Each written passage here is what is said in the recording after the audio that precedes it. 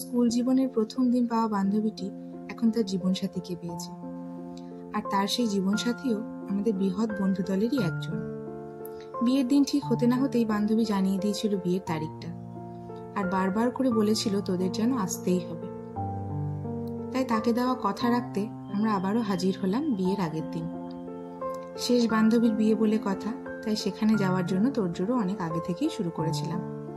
এখন তো আর শুধু নিজে কি পরবো সেটা ভাবলেই হয় না, তার সাথে স্বামী কি পরবে, মেয়ে কি পরবে সেটার দিকেও লক্ষ্য রাখতে হয়। বিয়ের আগের দিন ছিল বান্ধবীর মেহেন্দির অনুষ্ঠান, আর তার সেই অনুষ্ঠানে তাকে মেহেন্দি পরিয়েছিল আমাদেরই অপর এক বান্ধবী। তার হাতের কাজ এত অপূর্ব যে কি বলবো।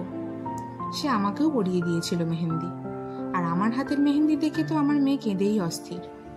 পরদিন সকালে মেয়েকে নিয়ে গেলাম বান্ধবীর গায়ে হলুদের অনুষ্ঠানে। সেখান থেকে এসে রাতে যাওয়ার জন্য প্রস্তুত হয়ে বেরিয়ে পড়লাম বিয়েবাড়ির উদ্দেশ্যে। বান্ধবীকে বউ বেশে দেখে আমার মেয়ে অবাক হয়ে গেছিল, আর তাকে দেখতেও লাগছিল অপূর্ব।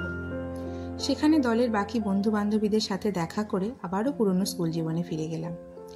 মেয়েকে আমার মা বাবার সাথে বাড়িতে পাঠাবার পর আমরা সবাই মিলে আড্ডা, সেলফি তোলা, হাসি ঠাট্টায় মাতলাম। একদিন বাদেই ছিল বান্ধবীর বৌভাতের অনুষ্ঠান, তবে ওই দিন আমরা বরপক্ষের নিমন্ত্রণে সেখানে গেছিলাম। সেখানে আবারও বাকি বান্ধবী বন্ধুদের সাথে দেখা করে ভীষণ মজা করে কাটালাম। আর দেখা হতেই আমরা আবারও প্ল্যান করি কোথায় যাব, পরবর্তী কোথায় আমরা সবাই মিলে আড্ডা দেব।